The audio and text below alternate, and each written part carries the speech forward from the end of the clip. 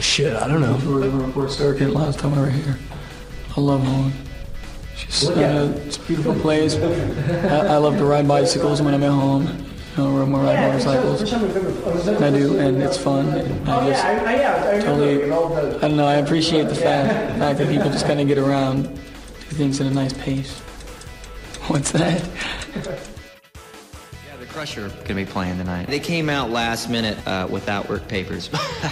We did a few festivals. We did Manchester Festival, we did Witness Festival, and we did Tea in the Park also. Rival Schools is a good band. Of course, Iggy always been the greatest guy in the world. So, but yeah, I mean, I like playing the festivals because, especially those, because everybody's just gonna be cool and laid back. 46 shows, and all the shows were great. We had a good time with the bands too. You know, everybody was cool. Yeah, I mean, it was the whole bill was a co-headliner. It was like, you know, we ended up getting a cool slot, like being in the middle every night. We had a good time. You know, there has been some rumors that, like, you know, I think someone in Kerrang was sort of speculating something like that. But I mean, the purpose for us to go on tour was for Green Day to go on tour and be a part of just this huge show that was going on. You know, I mean, it's the most attended concert in the States all year. We just wanted to be a part of something like that was just bigger than either one of the bands itself.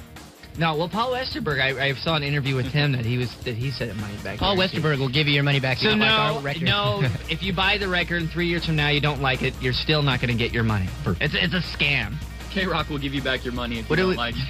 I think just growing is just trying, you know, getting into, like, songwriting, basically. Mm-hmm. Well, I just think we would have gotten bored if we would have kept doing the same thing. But, you know, it's like, if you know, at the same time, we didn't abandon our past completely. It just sort of, that's why there's so many songs. 18 songs there. Big straight. Big straight. Yeah, there's a one song called Sick and one song called Espionage that's on our new single.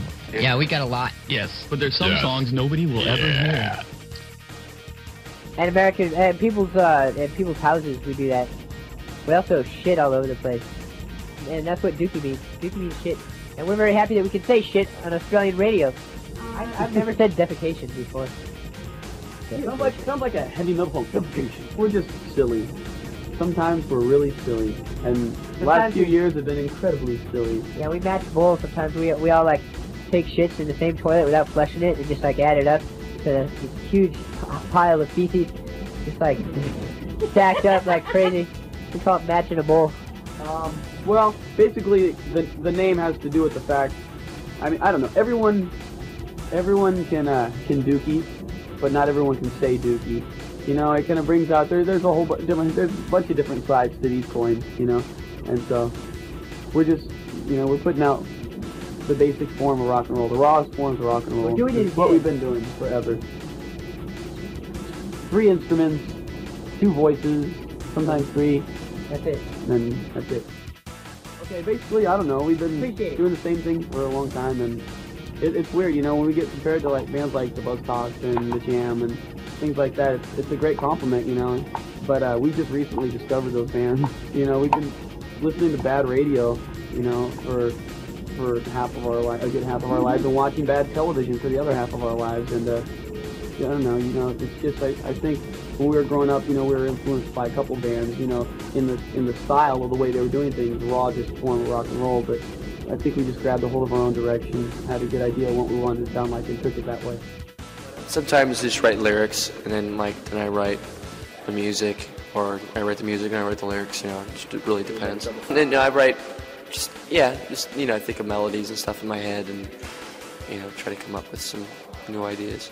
I probably, you know, I don't really know. I can't really tell what it sounds like unless I hear it without playing it, you know, because that's when you're really able to tell if what your music is doing. You know, could some just kind of stay stagnant and doesn't really do anything, but hopefully we're taking on another step just within ourselves for the next record. Yeah, I just like good melodies and just good, you know, raw rock and roll. It's just like, you know, guitar, bass, drums, and vocals, you know, and just the Who, you know, the Clash, the Beatles, the Ramones, you know, that's the stuff that's like real for me, you know, and you know, the Rosillos, that's good stuff. You know, that's what we do. We are a live band. We've been playing for so many years together, and we've just sort of developed through time this sort of fun thing that's kind of shticky, but really spontaneous at the same time. We let sort of the crowd dictate, you know, how it's going, and it's just really crowd participation throughout the entire show. Our main focus is the crowd and feeding off the crowd, you know, and then it turns into just one chaotic room. I try not to do the math too often, but I don't know, we just really want to, you know, it's like we're really proud of our career and proud of our past, you know. There's always that pressure to write the next good record, you know, and not to let anybody down, you know. I think it's kind of a curse and kind of a blessing at the same time that it's like we never really sort of sit around and smell the roses too often, you know. We're just always kind of moving forward, but, you know, I got no regrets, that's for sure. Every generation sort of gives way to the next. You can go back even further than, you know, the Clash or the Pistols, you know, into Iggy Pop, you know, Velvet Underground. You know, every generation sort of gives way to the next, and now we're sort of getting to that point where it's like, you know, we're sort of middle-aged punk rockers now. So. And it's great though. I mean, it's like, you know, I just wanted people to hear my music, and then now that people get inspired to start their own bands, I never even asked for that. There's a lot of advice. One would be quit. Two would be don't listen to anybody. Don't, you know, put, you know, rules around what you do. Just go out and have as much fun and be as loud as you can. Be true to yourself and have a good time.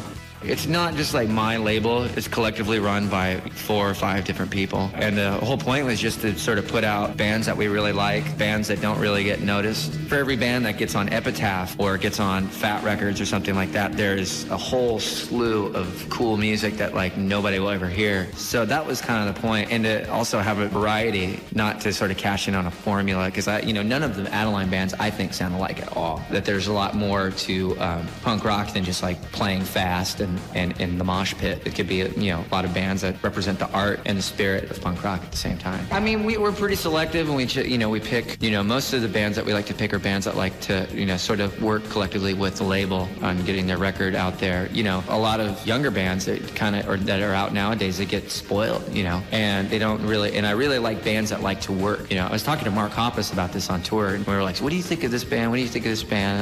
And like, they're okay, but, you know, I really like bands that work really hard for a period of years and then develop a cool following. I mean, our thing was we'll play anywhere and everywhere, because that's all you had, you know. And when you got a gig, you know, it was the greatest moment of your life up until that point, you know. And that's the kind of spirit I like to see in bands that are going to be on the label, you know. You know, Green Day, of course, is my main thing, and Adeline is something that I like to think is just fun. I don't know, and not take it too seriously and not looking for a profit. You know, I mean, we lose money constantly. You know, I sort of like I look at it as like sort of a low budget film company. We don't work with like tons of money or anything like that. And for all those people that have those labels, you know, like Brett and Fat Mike, you know, that was exactly the reason why I didn't want to have a label, you know, because there was already so many, and it was like, if I start a label right now, it's like everyone's already got their choices. Right. And I didn't want to feel like I was competing with any of those people. And that's why we're sort of run more like a collective than, you know, like a hardcore label.